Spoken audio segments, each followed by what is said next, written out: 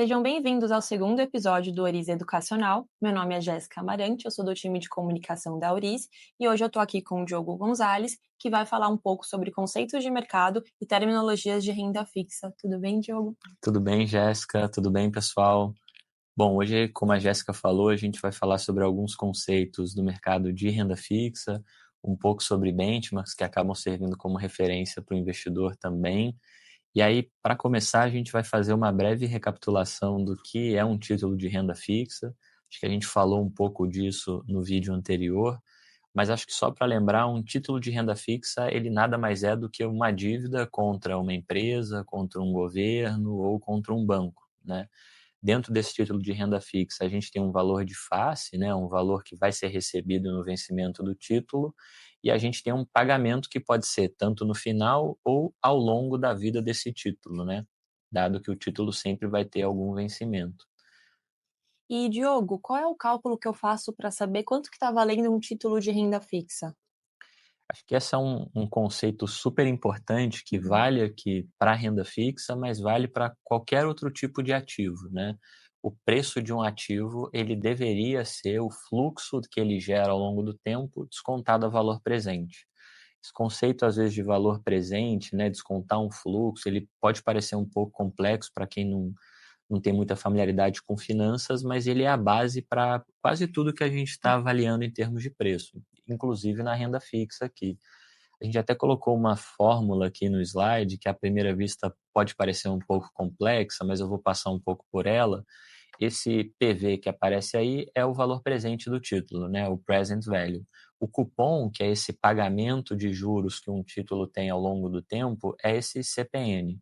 E embaixo, esse 1 mais R é a taxa de juros que a gente está descontando a cada período que esse cupom acontece no futuro a valor presente.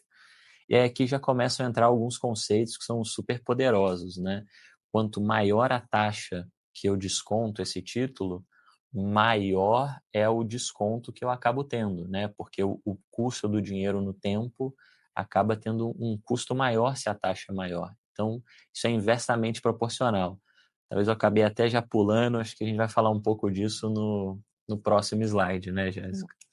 E falando sobre risco, né? Quais são os principais riscos de um título de renda fixa, Diogo?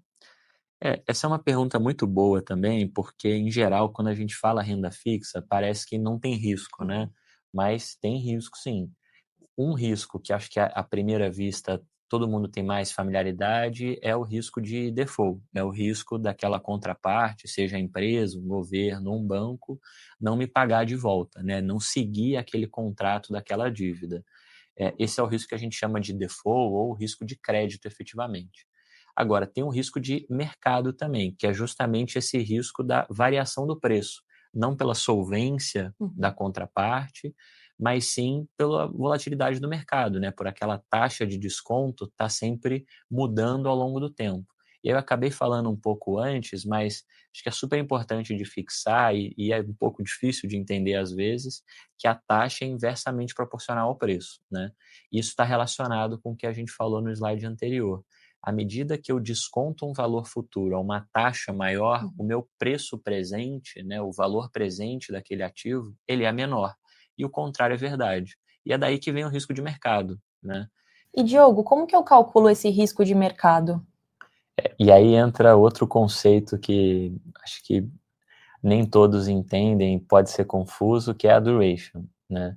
A duration, ela é se a gente for simplificar esse conceito, ele é um conceito muito importante para medir esse risco de mercado e ele nada mais é do que o prazo médio de vencimento do título, né? A gente traz todos os fluxos a valor presente, pondera pelo prazo, né, pelo tempo em que cada fluxo acontece. Então, para tentar dar um exemplo prático, se um título tem 4 anos de vencimento e ele não paga nenhum tipo de cupom ao longo do tempo, o prazo de vencimento de 4 anos vai ser igual à duration, 4 anos também. Mas se aquele título tem um fluxo ao longo do tempo, a duration acaba sendo um pouco menor do que o prazo de vencimento. Vamos usar como exemplo um título que tem uma duration de 3 anos, né?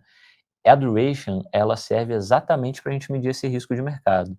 Então, se eu tenho um título que remunera 10% ao ano, por exemplo, e aquela taxa ela subiu de 10%, foi para 11%.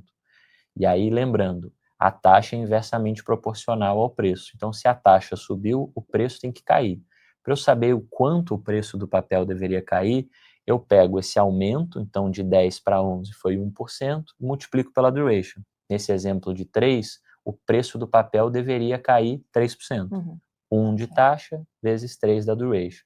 Então, quanto maior a duration do papel, maior é o risco de mercado, né? Para cada flutuação de taxa, mais impacto eu tenho no preço, para o bem ou para o mal. Certo.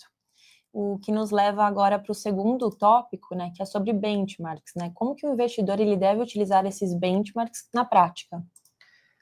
Isso acho que é muito poderoso também, porque aqui no Brasil os investidores, e o grande custo de oportunidade do brasileiro acaba sendo o CDI, Certo. que quando a gente olha um livro de finanças americano, né, o custo de oportunidade, ele nunca você consegue ter muito retorno, com muita liquidez e sem risco, e às vezes no Brasil isso acontece. Então, o CDI acaba sendo o grande custo de oportunidade, a grande parte dos investidores usa o CDI como benchmark, como referência para tudo ao longo do tempo, né? Mas muitas vezes a gente acaba comparando ativos que não são comparáveis ou têm objetivos e naturezas distintas. Dentro desse universo de renda fixa mesmo, quando a gente olha uma janela de tempo longa, os ativos que são IPCA+, costumam ir melhores do que os ativos que são CDI+. Claro que em anos específicos nem sempre isso vai acontecer, mas o importante é você comparar o ativo que você tem, ou a classe de ativo que você tem, com um benchmark que seja de fato comparável. Como muitos dizem, né, a gente comparar banana com banana, né? E aí aqui a gente trouxe alguns exemplos.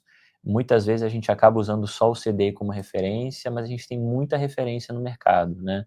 Então, nesse universo de renda fixa, a gente tem o IMAB, que é um índice de títulos públicos indexados à inflação, que hoje tem uma duration perto de 6 anos, o IMAB5, que é um índice também de títulos públicos indexados à inflação, mas com uma duration menor, o prazo de vencimento dos papéis que compõem esse índice é menor. É muito comum no Brasil também investimento em ativos que são isentos de imposto. A gente também tem benchmarks para isso, como o IDEX Infra, que é um índice de debêntures de infraestrutura.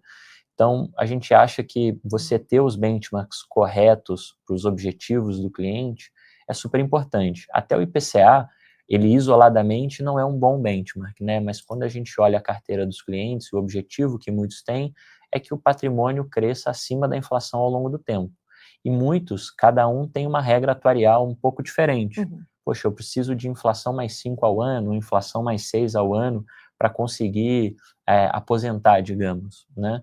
Então, o IPCA mais um objetivo específico que o cliente tem, IPCA mais 6, por exemplo, pode ser um benchmark muito poderoso quando a gente olha a carteira de maneira mais agregada também. Perfeito, Diogo. Muito obrigada. E para o próximo episódio a gente vai falar sobre diferença entre soberano e risco de crédito. Muito obrigada a todos que assistiram. Até logo. Obrigado, gente.